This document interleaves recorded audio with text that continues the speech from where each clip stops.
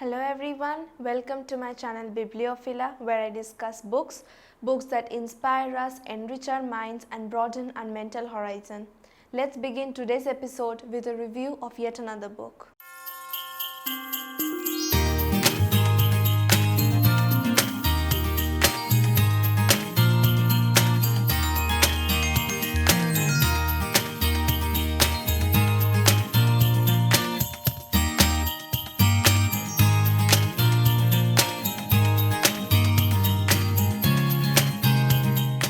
Today, I'll be talking about a book, The Merry Adventures of Harshabardhan and Govardhan by Shibram Chakraborty. This book contains a series of stories featuring the two brothers Harshabardhan and Govardhan. They were born in Assam and had travelled to Calcutta to start a timber business. Though rich, they are very foolish and often form their own humorous conclusions to very serious subjects. This humor is accelerated by Shibram Chakraborty's use of pun. His ability to twist words and to form meanings of his own is greatly revered today. He started a whole new way of storytelling through word plays and puns. Once Harshabardhan and Govardhan went to Darjeeling on a holiday where they wanted to ride horses. So they bought a pair of horses which apparently looked indistinguishable to them.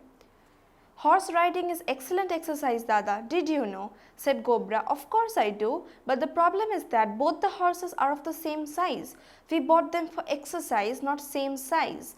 Not talking of exercise, they are the same size, meaning identical, same height, same width, in length and in breadth, absolutely indistinguishable. That's what I'm talking about. Thank goodness." Gobra breathed a sigh of relief.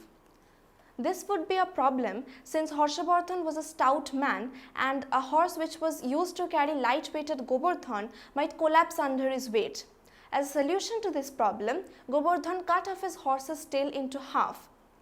After some time, Harshabardhan's horse also lost half of its tail to a length of barbed wire. As a solution, again, Govardhan trimmed off his horse's mane. But again, after some time, Harshabardhan's horse lost its mane when the sparks from a lighted cigar fell on it. This made the two horses indistinguishable. After much pondering, both the brothers came upon the conclusion that one horse was black and the other was white. Once the writer Shibram, Harshabardhan and Govardhan went to the Tiger Hill in Darjeeling to see the sunrise.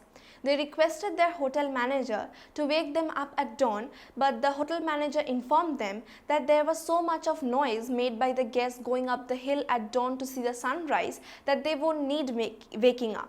So the three of them went to sleep without any worry. At about midnight, they heard the sound of pakwas, but then they realized that it was something else. When they finally woke up and went up the hill, they could see a crowd of people out there, but the sun was nowhere to be seen.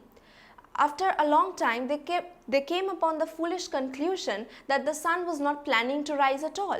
They kept on asking the people around them that when the sun would rise, but the men merely chuckled. Then one of those men informed Harshabardhan and Govardhan that looking for sunrise at the time of sunset was indeed a lunatic idea. The writer Shibram was a very poor man and sometimes he could not pay his house rent for months on end. His landlord continuously provoked him, but Shibram could only ward him off by talk.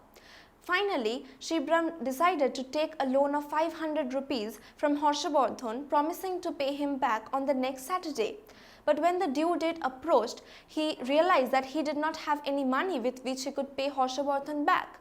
So he took a loan of 500 rupees from Govardhan instead, promising to pay him back on the next Wednesday. But again the due date approached and Shibram realized that he had no money. Then again he took a loan of 500 rupees from Harshabardhan, and this continued until he ran into both of them on the street one day. Walking side by side, they stopped on seeing me. Their eyes were questioning. Maybe the look signified nothing but casual curiosity. Was I well, or where was I going? But because of my guilty conscience, their eyes only appeared to hold a demand. "Harshabardhan Babu, Govardhan, I am going to say something, please don't mind," I began.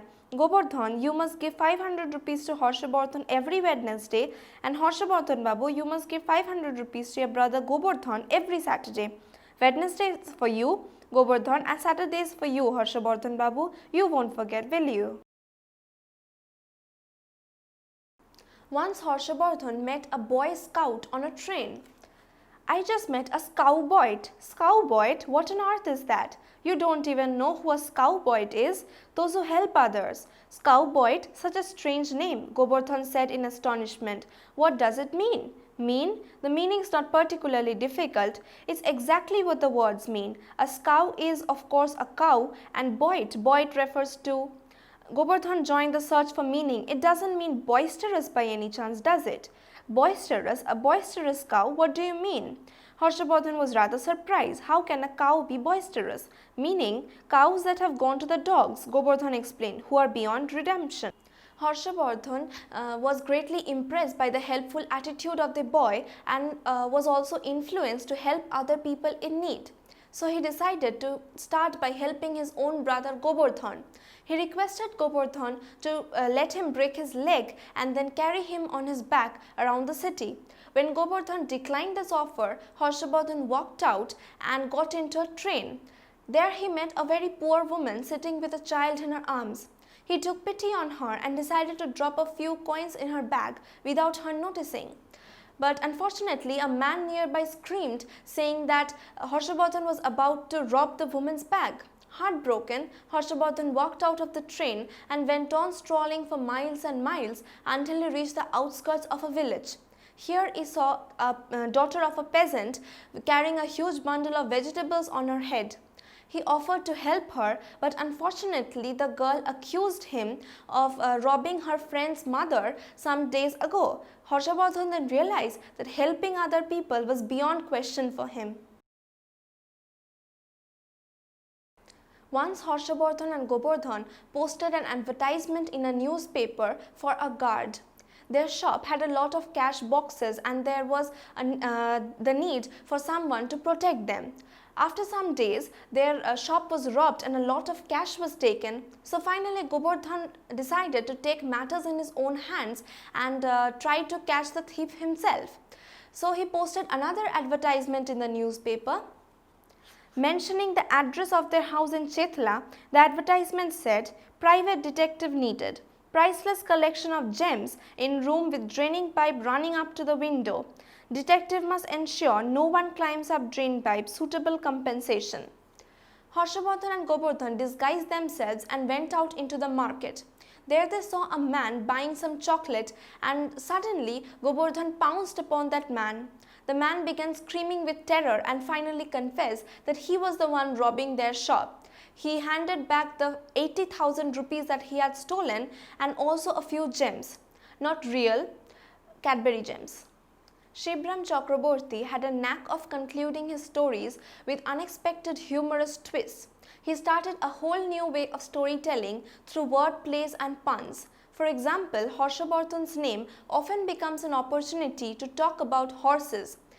Shibram Chakraborty's stories talk about eccentric people in absurd situations and brim over with fun. I sincerely hope that you have liked this analysis of the book The Merry Adventures of Harshavardhan and Gobardhan by Shibram Chakraborty.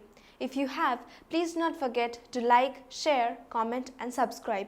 I have provided the links of my previous videos in the description below so that you may watch them.